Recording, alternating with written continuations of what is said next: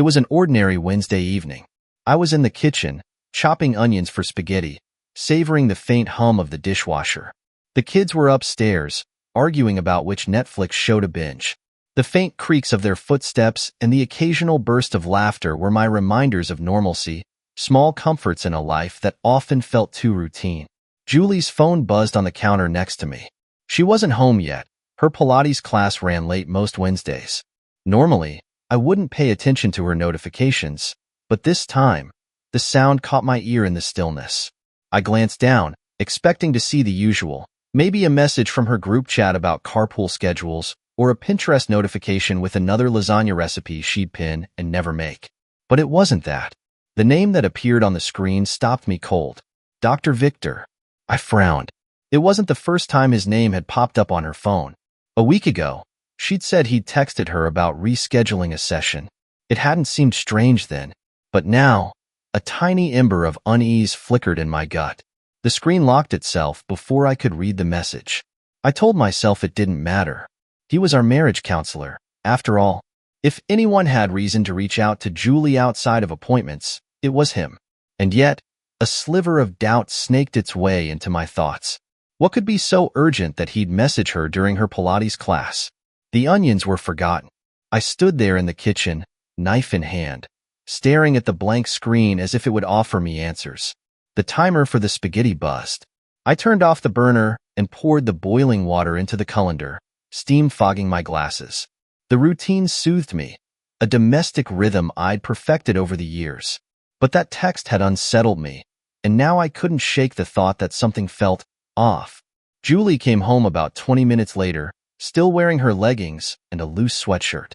She tossed her bag onto the couch and kissed me on the cheek. "Smells good," she said, heading to the fridge for a bottle of water. "Kids behaving?" "More or less," I replied, watching her closely. She looked tired, her hair slightly damp from a quick post-workout shower. "Your phone buzzed earlier." "From Dr. Victor." Her hand froze on the fridge door, just for a fraction of a second. Then she pulled out the water bottle, twisted off the cap, and took a long sip. "Oh," she said casually. "He's probably just confirming our next session. I forgot to check my messages." She walked into the living room and picked up her phone. I tried not to stare, but my peripheral vision betrayed me. Her fingers flew across the screen as she typed a reply, and for a moment, I thought I saw the faintest hint of a smile.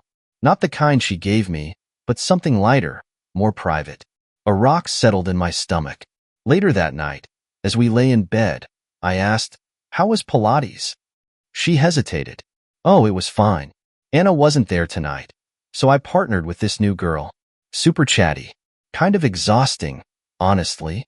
Her voice sounded normal, but something about her mannerisms didn't sit right. Julie usually recounted her classes in more detail, how she felt about the poses, funny anecdotes about her instructor, or gripes about the studio's playlist. Tonight, she was vague, like she didn't want me digging further. I told myself to drop it. It was probably nothing. Maybe I was just in my head. We'd been in counseling for 6 months, after all. The sessions were supposed to rebuild trust, not chip away at it. The next morning was chaotic, as usual. The kids fought over cereal bowls while Julie darted around the kitchen, balancing a cup of coffee and her laptop bag. Her phone buzzed again as she stood by the counter, scrolling through emails. "Who's that?" I asked, a little too quickly. Julie glanced at the screen. "Just a reminder from the Pilates app. They're pushing me to book another class. I'm already on their mailing list. I wish they'd stop." She laughed lightly, but it sounded forced. "Maybe you should block them," I suggested. "I probably should." She slipped her phone into her bag and kissed me on the cheek. "I've got back-to-back meetings today, so don't wait up if I'm late, okay?" "Sure," I said, trying to keep my tone neutral. "Have a good day." "You too." She flashed me a bright smile before walking out the door. The house felt strangely quiet after she left. I stood there for a long moment, staring at the space where she'd been, her words replaying in my head. There was nothing overtly wrong, yet something gnawed at me, a faint whisper of doubt that refused to be silenced. Around lunchtime, I found myself staring at her laptop bag. She had left it on the dining room table, zipped up neatly. Normally, I wouldn't think twice about it. Julie was meticulous about her work materials, and I respected her privacy. But today, the bag felt like a locked box of secrets, calling out to me. I paced the room, wrestling with myself. Was I really going to invade her space? What kind of husband did that make me? But then I thought about the text from Victor, the fleeting smile, the vague Pilates story. Before I could overthink it, I unzipped the bag. Inside, it was neatly organized, folders, a planner, a laptop, and a small pouch containing pins and highlighters. There was nothing unusual, at least on the surface. I opened her planner and flipped through the pages, half expecting to find something incriminating. But there was nothing. Just notes about work deadlines, upcoming meetings, and reminders about the kids' school events. I closed it and zipped the bag shut, feeling a mix of relief and shame. Maybe I really was overreacting. Still, the unease lingered. That evening, Julie came home late again. She apologized, blaming a last-minute work crisis, and went straight to the shower. As I set the table for dinner, her phone buzzed on the counter. This time, I didn't hesitate. I picked it up and unlocked it with the passcode I'd memorized years ago. The message preview was still visible. Dr. Victor, looking forward to tomorrow. Let's make it special. My hands trembled as I stared at the words. I clicked on the message thread, scrolling through their conversation. Most of it was innocuous, discussions about scheduling and therapy techniques. But there were undertones of familiarity that didn't belong between a therapist and his client. And then there was a photo, a selfie of Victor smiling warmly, holding a coffee cup with her name scrawled on the sleeve. My chest tightened. This wasn't just professional. I locked the phone and set it back on the counter, heart pounding in my ears. When Julie walked into the kitchen, towel drying her hair, I forced a smile. "Smells good," she said, peeking into the pot of spaghetti. "Yeah," I replied, my voice barely steady. "Dinner's ready." As we ate, she chatted about her day, completely unaware of the storm brewing inside me. I nodded in the right places, but my mind was elsewhere, piecing together fragments of a puzzle I wasn't sure I wanted to solve. That night, as she slept soundly beside me, I lay awake, staring at the ceiling. The ordinary had shattered, leaving me with nothing but questions and the gnawing fear that our life wasn't as it seemed. The next few days passed like a slow drip of water from a leaky faucet. Each moment felt heavier than the last, laden with doubts I couldn't shake but couldn't fully articulate. The text from Dr. Victor had burned itself into my mind. "Let's make it special." Those words played on repeat, taunting me as I tried to extract their meaning. Maybe it was innocent. Maybe I'd misread the tone. Or maybe it wasn't. I started to watch Julie more closely, noticing things I had either missed before or deliberately ignored. Small details gnawed at me, disrupting the familiar rhythm of our life together. It began with her wallet. One evening, as she rummaged through her purse, a receipt slipped into view. My eyes caught the name of a boutique florist, the kind of place where single roses cost as much as a dinner out. "What's that for?" I asked casually, nodding toward the receipt. Julie glanced at it briefly, her hand brushing it aside. "Oh, that's from last week. I picked up flowers for my mom's birthday." My brows furrowed. "Her birthday isn't until next month." She froze, just for a moment, a fraction of hesitation so brief I might have missed it if I hadn't been watching so closely. Then she smiled faintly. "You're right. I must have grabbed flowers for myself, then. Just felt like brightening up the house." She tucked the receipt back into her wallet before I could get another look. My stomach tightened. It wasn't like her to buy flowers for herself, and I hadn't seen any bouquets around the house. The thought clawed at the edges of my mind, but I forced myself to dismiss it. Was I reading too much into an innocent purchase? Or was I finally noticing cracks in the foundation? On Friday, she came home late again, carrying a bag of takeout. She set it on the counter with her usual nonchalance, but there was something about her energy, distracted, distant, almost rehearsed. As she unpacked the containers, her phone buzzed. She glanced at the screen, her brow furrowing slightly, before slipping it into her pocket without replying. "Not going to get that?" I asked. "It's just Anna," she replied lightly, opening the lid of the pad thai. "I'll call her back later." But she didn't. In fact, she barely touched her phone all evening. Normally, she was glued to it, scrolling through Instagram, texting her friends, or browsing Pinterest.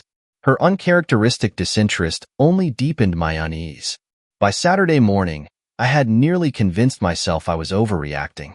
People miss calls, buy flowers, and act distracted. It doesn't mean they're hiding something. Still, when Julie left for a grocery run, my steps carried me to the bathroom like I was moving on autopilot. Her favorite perfume was missing. The expensive bottle she reserved for special occasions was gone, leaving behind a faint impression in the dust on the counter. My heart skipped a beat. Why would she take it to the grocery store? I tried to rationalize it. Maybe she'd taken it to work. Maybe it was in her car. But the whispers of doubt grew louder, more insistent. Sunday morning brought a revelation I couldn't ignore. Julie was in the shower, humming softly as water splashed against the tiles. I stood in the kitchen, sipping coffee, my thoughts a tangled mess.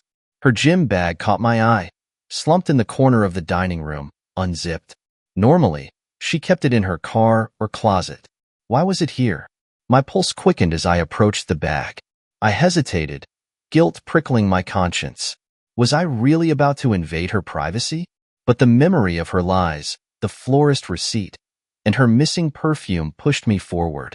Inside, it looked unremarkable at first. A towel, a water bottle, sneakers. But in the side pocket, I found something that didn't belong. A crumpled receipt from a boutique hotel downtown. My breath caught in my throat. The receipt was dated 2 nights ago, Thursday, the night she'd come home, late from work. My hands trembled as I read the details. Room 512.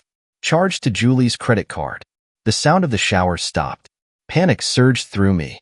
I shoved the receipt back into the bag, zipped it shut, and stepped away. My heart hammering as Julie emerged from the bathroom, wrapped in a towel and smiling as if nothing had changed. "Good morning," she said, her voice warm. "What are you thinking about?" I forced a smile, my face stiff. Just deciding what to make for breakfast. Over the next few days, I watched her every move, hyper-aware of every word and action. Each moment felt like a test, a puzzle piece, a step closer to uncovering the truth. "Everything okay?" she asked one night as we folded laundry together. Her voice was soft but tinged with concern. "Yeah," I lied flatly. "You've been quiet lately," she pressed. "Is something bothering you?" "No," I said, forcing a small smile. "Just tired." She studied me for a moment, her expression unreadable. "Okay," she said finally, folding a shirt and moving on. The fact that she didn't push further unsettled me. Was she genuinely unconcerned, or was she trying to avoid drawing attention? By Wednesday, I couldn't take it anymore. While Julie was out running errands, I retrieved the hotel receipt from her gym bag. This time, I didn't put it back. My hands shook as I dialed the hotel's number. Denton City Suites, a cheery voice answered. "How can I help you?" "Yes," I said, keeping my voice steady. "I'm calling about a stay under the name Julie Maxwell. Room 512. Last Thursday." There was a brief pause, followed by typing. "Yes, I see the reservation here. How can I assist you?" My mouth went dry. I just wanted to confirm. Was she the only guest listed for that room? Another pause. "No, sir. The reservation was for 2 guests." The rest of the call passed in a blur. My mind spun, my chest tightening with fury and disbelief. Julie had lied. She hadn't been working late. She hadn't been with Anna. She'd been at a hotel, with someone else. By the time she came home that evening, I was waiting for her in the living room, the receipt clutched in my hand. Her face went pale the moment she saw it. "We need to talk," I said, my voice ice cold. And just like that, the facade of our ordinary life shattered. I didn't confront her that night.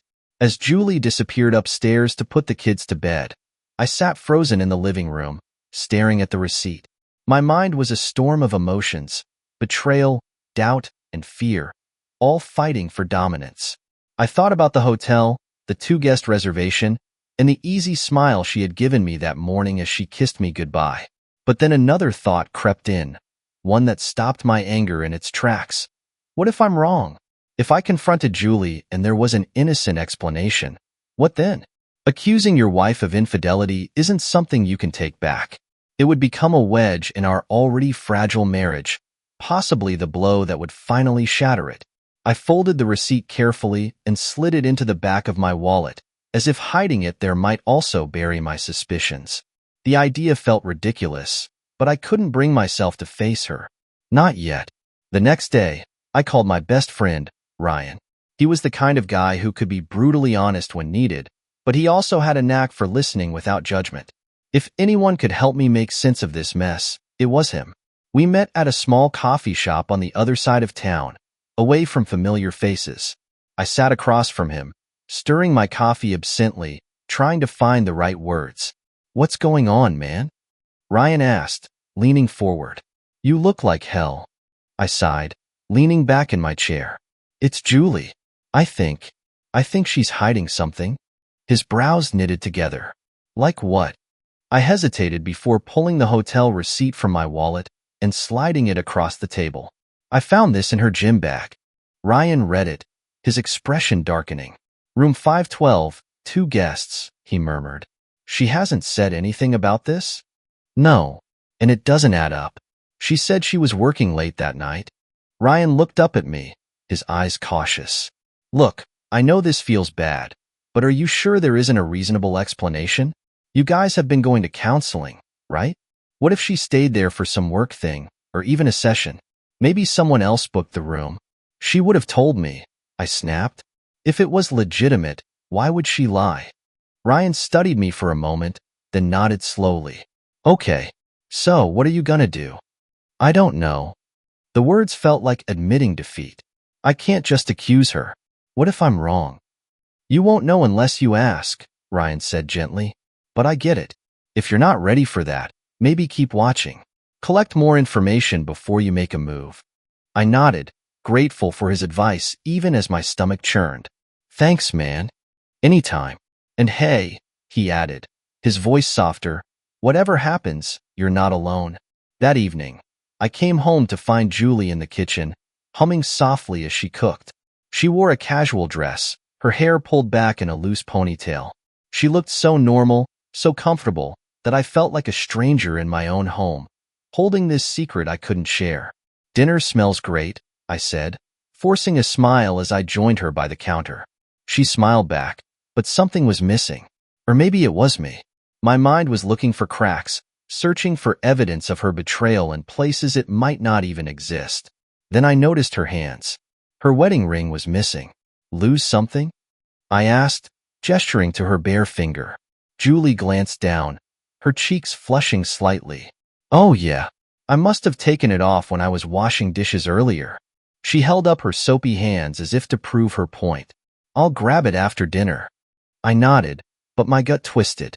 Julie was meticulous about her ring, always wearing it, always knowing exactly where it was. I couldn't tell if her excuse was genuine or if she had simply gotten better at lying. The following weekend, we took the kids to a local park. It was a beautiful day, and for a while, it felt like old times. Julie laughed as she pushed our youngest on the swings, while I played catch with our eldest. For a moment, the suspicions faded, replaced by the simplicity of family. But later, as we packed up the car to head home, something caught my eye. Julie had left her purse open on the passenger seat, and inside was a folded piece of paper. Normally, I wouldn't have given it a second thought, but the edge of the paper bore the familiar logo of the hotel from the receipt. I reached for it, my hands trembling. It was a handwritten note, short and direct. "Room 512, 8 p.m. Can't wait to see you. V." My blood turned to ice. "Hey, can you grab the diaper bag?" Julie called from behind me. I shoved the note back into her purse, my heart pounding. Turning to face her, I managed a smile. "Got it," I said, lifting the bag as casually as I could. The drive home was a blur. My mind raced, piecing together fragments of conversations, behaviors, and now this note. V. Victor. Dr. Victor. It couldn't be a coincidence. That night, I lay awake, staring at the ceiling. My thoughts bounced between anger and denial. If this was true, if Julie was having an affair with Victor, what did that mean for us? For our kids? For the years we'd spent building a life together? But another voice in my head whispered doubts. What if you're overreacting? What if the note wasn't hers? What if you're wrong? I hated the uncertainty almost as much as the thought of her betrayal. I felt like a man standing at the edge of a cliff, unsure if the ground would hold or crumble beneath me. And the worst part was, I didn't know if I had the courage to take the next step. The next morning, as I got ready for work, Julie stopped me by the door. Her eyes were warm, her smile soft. Hey, I've been thinking. I know we've been busy, and things have been tense, but maybe we should plan a date night. Just the two of us. What do you think? Her words took me by surprise. The suggestion felt sincere, even hopeful. It threw me off balance, the doubts in my mind clashing with the woman standing in front of me. Could someone capable of such a suggestion also be hiding an affair? Was this guilt, or was it genuine? Yeah, I said slowly. That sounds like a good idea. As I kissed her goodbye and headed to work, I felt more conflicted than ever. The note in her purse was undeniable, but so was the warmth in her eyes. Whatever the truth was, it wasn't going to stay hidden much longer. I woke up the next morning determined to get answers. The note in Julie's purse had shattered any hope that my suspicions were unfounded. And yet, part of me still clung to the possibility that there was a reasonable explanation, that this was all a terrible misunderstanding. I needed proof, one way or the other, before the doubt consumed me entirely. Julie had a morning meeting at work, which gave me a window to act. Once she left, I dropped the kids off at school, then returned home. I went straight to her laptop, my hands shaking as I opened the lid. Her password hadn't changed, a small mercy in this mess. I started with her emails, scrolling through dozens of messages. Most of them were innocuous, work correspondence, promotional spam. But then I found a chain labeled counseling notes. It was from Dr. Victor. The emails were professional at first glance, full of reminders about communication strategies and exercises for us to try at home. But something about the tone seemed overly familiar. Words like, "You're making incredible progress," and "I'm proud of the work you've done," felt intimate in a way that made my stomach churn. And then I saw it. A single email, buried near the bottom of the thread, with the subject line, "Last week." I clicked on it, my heart pounding. Julie. Thursday night was wonderful. I can't stop thinking about how good it felt to talk openly without constraints. Let's schedule another session soon. Just us. Let me know when you're free. Victor. Just us. The words hung in the air like a curse. There was no ambiguity now. Victor wasn't just our counselor. He was something more to Julie. That evening, after dinner and putting the kids to bed, I sat Julie down in the living room. I didn't bother with small talk. "Who is Victor to you?" I asked, holding her gaze. She blinked, surprised by the directness of my question. "He's our counselor," she said cautiously. "Why?" I pulled the note from her purse out of my wallet and held it up. Her eyes widened as she recognized it, the color draining from her face. "Care to explain this?" I demanded, my voice shaking with controlled fury. Julie's mouth opened and closed, no words coming out at first. Finally, she managed to say, "It's not what you think." "Then tell me what it is, because from where I'm sitting, it looks like you've been lying to me." She leaned forward, her hands clasped tightly in her lap. "Mark, please listen. I swear to you, it's not an affair. I've been meeting with Victor outside of our sessions. Yes, but it's only because I felt like I needed more help than we were getting in therapy. I've been struggling, feeling disconnected, unsure of myself. He's been helping me work through that." Her explanation made sense on the surface, but it felt rehearsed, like something she prepared in case this moment ever came. "And the hotel room?" I pressed. "You think I'm stupid, Julie? There's no reason for extra therapy to happen in a hotel?" Tears welled up in her eyes. "It's not what it looks like. I promise. We met at the hotel because I needed privacy. I didn't want anyone seeing me outside of the office and jumping to conclusions." I scoffed. "So you thought meeting in a hotel room with the door closed was less suspicious?" She looked at me, her expression pained. "I made a mistake, Mark. I know how it looks, but I swear, it wasn't an affair. I'll stop seeing him if that's what you want." Her words softened my anger, but only slightly. If she was lying, She was doing it convincingly. And if she was telling the truth, I wasn't sure how to feel. The idea of her keeping this from me, regardless of her intentions, felt like a betrayal in its own right. I don't know what to believe anymore, I said finally, my voice breaking. Julie reached for my hand, but I pulled away. Mark, I'm sorry. I should have told you. I just didn't know how. I nodded, standing up. I need some air. I drove aimlessly for an hour, replaying the conversation in my mind.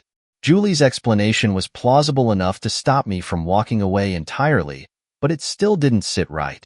The note, the hotel receipt, the missing wedding ring. All of it felt too calculated, too deliberate. Eventually, I parked at a quiet overlook, staring out at the city lights below. I thought about the man I used to be before all this, trusting, hopeful, maybe even a little naive. I wanted to believe Julie, to believe in the life we'd built together. But the evidence pointed to something darker, something I couldn't ignore. I got home late, the house dark and quiet. Julie was asleep, or at least pretending to be. I walked past the bedroom and into the kitchen for a glass of water. That's when I saw it. Her phone, left charging on the counter. I hesitated, my heart racing. Snooping had brought me nothing but pain so far. But the need for answers outweighed my guilt. I unlocked the phone, navigating to her text messages. The first few conversations were benign. Friends, family, coworkers. And then I found one labeled Victor, with no last name. My stomach churned as I opened it. Most of the texts were mundane, echoing the emails I'd already read. But then there was a string of messages from earlier that day. Julie, I told him about us. Not everything, but enough to make him suspicious. Victor, do you think he'll act on it? Julie, I don't know. He's unpredictable right now. I'll keep him calm. Victor, good. Let me know if you need me to step in. My blood went cold. This wasn't just extra therapy. This wasn't innocent. They were coordinating, hiding something bigger than I'd realized. The house suddenly felt suffocating. I turned off the phone and stepped outside, the cool night air biting at my skin. My heart raced as the reality sank in. Julie wasn't just lying. She and Victor were actively manipulating me. The question now wasn't whether I could trust her. It was how far they'd go to keep their secret. The morning after my conversation with Julie, I woke up feeling heavier than ever. Her words had sounded sincere, her tears convincing, but something about her explanations didn't sit right. The messages, the hotel receipt, the note, none of it added up to the innocent story she tried to sell me. Deep down, I knew there was more. Julie left for work, her usual routine seemingly intact. I sat alone at the kitchen table, staring at my coffee, replaying everything she had said. Could I be wrong? Was she telling the truth? The thought gnawed at me, but the evidence was too loud to ignore. Determined, I opened her laptop once more. This time, I searched more methodically, combing through every folder, including her deleted emails. And there, tucked away in the drafts folder, I found what I had been looking for. A saved email, unfinished but damning. Victor, last night was incredible. Being with you feels like I can finally breathe again. I hate lying to Mark, but I can't imagine letting this go. When can we see each other again? I need. The email ended abruptly, as if she'd been interrupted while writing it. My hands trembled as I read the words over and over, each one twisting the knife deeper into my chest. Being with you. I hate lying to Mark. There was no misunderstanding this. Julie hadn't just betrayed me emotionally. She'd crossed the line. I sat back in my chair, staring at the screen. My heart pounded in my ears, my breath shallow. The excuses she gave me last night, the trauma, the extra therapy sessions, all of it was a lie. She hadn't been working on herself. She'd been using Victor as an escape, and she thought she could hide it from me. That evening, I waited for her to come home. She walked through the door, smiling softly like nothing had changed. It made my blood boil. Hey, she said, setting her bag down. How was your day? Fine, I replied curtly, watching her every move. She paused, sensing my tone. Is something wrong? Sit down, I said, pointing to the couch. My voice was ice cold. She froze for a moment but obeyed, her smile fading. What's this about? She asked nervously. I pulled out my phone and opened the screenshot I had taken of her draft email. Without a word, I handed it to her. Her face went pale as she read it, her hands beginning to shake. Mark, don't. I cut her off, my voice trembling with anger. Don't you dare lie to me again. Tears welled up in her eyes. I can explain. Explain? I snapped, my voice rising. You told me this was about therapy, about trauma. And this, I jabbed my finger at the screen. This is what you've been hiding? You've been sleeping with him. Julie broke down, sobbing into her hands. I didn't mean for this to happen, she choked out. I was lost, and he made me feel alive again. Alive? I spat. You felt alive by destroying everything we've built? By betraying me? Our family? She looked up at me, her face streaked with tears. I didn't want to hurt you. I didn't know how to stop. I stared at her, the woman I had loved and trusted, now a stranger to me. Her tears didn't move me anymore. The depth of her betrayal was too much. Do the kids know? I asked, my voice hollow. Julie shook her head. No, I swear. They don't know anything. Good, I said coldly. Because they're the only reason I'm not walking out of this house right now. Her sobs grew louder, but I didn't care. I stood up, my hands shaking. You've made your choice, Julie, and now I'll make mine. I walked out the door, slamming it behind me. The cool night air hit me like a slap, but it wasn't enough to numb the pain. Julie had lied to me, to our family, and there was no coming back from this. Whatever love we had was gone, buried under the weight of her betrayal. As I sat in my car, staring blankly at the darkened street, I realized that the truth I had been searching for was finally clear. And now, there was only one path forward: to rebuild my life without her.